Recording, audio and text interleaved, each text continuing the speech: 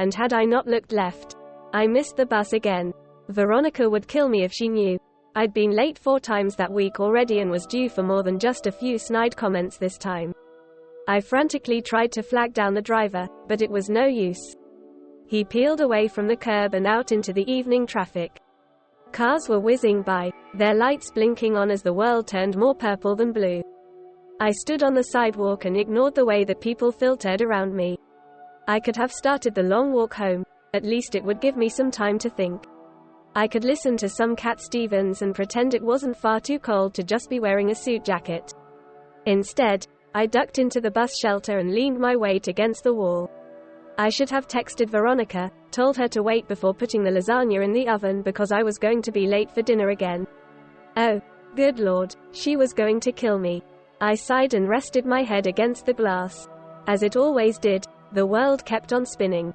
There was a young man next to me smiling down at his phone. I had to look away. I didn't want to let myself wonder what that felt like.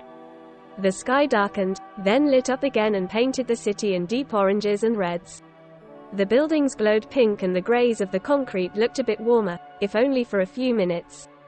It had been raining this morning, but at least the sky was clear now. I really shouldn't have let it pull me in. A sunset happens once a day every day, but I couldn't help it.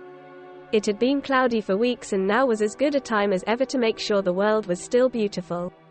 I stood up a little straighter and followed the rays toward the horizon to my left. I let out a loud sigh and watched the sun sink a little lower. Me too. I wouldn't have realized that I was being spoken to if I didn't notice a pair of glassy eyes peering up at me from the bench seat. I wasn't in the mood for talking. Pardon, I feel the same, the woman said, stretching her legs. The sun was shining far too brightly on her face and I could barely make out much more than the outline of far too frizzy hair and a large nose. You were making goo-goo eyes at the sun, yeah? Yes, I said, then pushed off of the wall. Wait. I wasn't making goo-goo eyes. The boy on his phone snorted. I thinned my mouth and gave him a stern look, which he graciously ignored. No worries, the woman said. No judgment here. I didn't have a response to that, so I made to turn away. But I'd love to see you react to sunset out on the West Coast. You'd be head over heels. I actually grew up on the coast, I said, pocketing my hands. And what? And what did you think about the sunsets there? Too much water, I said with a shrug. Not a beach person, then? She asked, sounding impressed, of all things. Good on you. For what? I asked with a slight laugh.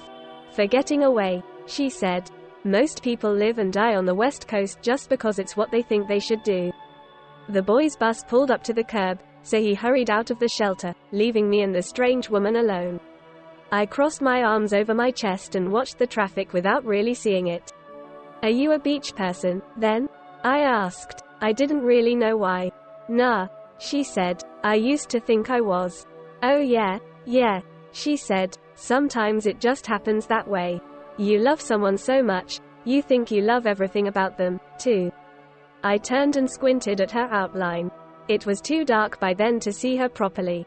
Do I know you? I asked. I don't think so, she said with a laugh as if she had been waiting for me to ask. We've caught the same bus for about 6 months now. Sorry, I said. I didn't know exactly what I was sorry for. No worries, she said. You're always talking to someone on your phone. I figured you had too much on your mind to shoot the crap with a stranger. No, I said, smiling down at my dress shoes. Not at all. She was quiet for a long moment. Marisol. Tobias, I said. You sound like proper royalty, Marisol said. You're one to talk, I said with a smile. Her laugh was the sweetest thing I'd ever heard. Touché. Before I could stop myself, I sat down beside her on the bench. The lights in the shelter lit up. She turned to look at me. She had the clearest green eyes I had ever seen. My breath caught in my throat the second I saw them. Her nose was dotted with freckles and upturned in the cutest way when she smiled. Her bottom teeth were as crooked as the frilly scarf draped over her shoulders. Her expression wavered as she looked at me. Suddenly, I was hyper-aware of everything about my face. I was no model by any stretch, but certainly, I wasn't hideous enough for her to turn away. Her smile grew tenfold. A rush of relief blew through me. So, Tobias, she said, testing my name in her mouth. You headed home? Yeah, I said, my smile waning. My hand drifted to my pocket, where my phone was nestled. I thought of Veronica and her lasagna. My shoulders slumped. I really should have caught that bus. Marisol nodded slowly, then cocked her head. I watched as her fingers drew curious patterns over the fabric of her coat. I don't mean to intrude, but why didn't you? I blinked. What? Well, I saw you on the crosswalk, she said, jerking her chin towards said walkway. The signal said you could go, but you didn't. You kind of took a step back and checked your phone. You coulda went, caught your bus. I opened my mouth, then clamped it shut again. If those words had come from anyone else, I would have thrown a nasty look and some choice words in their direction, but as it was, I couldn't bring myself to get angry. She was right, after all. Why didn't you? I said. You said you could have taken the same bus as me, and yet you didn't get on it. Her smile became sad and it broke my heart. Guess I just don't want to go home. I winced. Guess I don't either. We sat in silence for 2 very long minutes. I fidgeted in my seat, feeling as if every second was being wasted, but I couldn't find anything to say fill the silence. Finally, I spoke. Sorry, Marisol, I don't mean to. You know. She smiled and shook her head. Go ahead. I took a deep breath. Is it that person? The one who loves beaches? Her expression was answer enough. I didn't need to look into her eyes to see a reflection of myself. I saw the dread and the guilt I carried like a bad habit. The determination to love someone who just wouldn't love you as much. The smooth edges corroded by years of being picked apart and never being put back together the right way. She tried to hide it all behind a smile, but it was close-lipped and weak, like she was preparing for a jab at her crooked teeth. It's that obvious, then? She asked with a hollow laugh. No, I said, surprising myself with the conviction in my tone. I just know what to look for. I smiled brightly enough for both of us. She blinked away the tears in her eyes because it was all too much for one night. I understood the sentiment, and frankly, I was a little scared myself. But I also felt more awake than I had in months.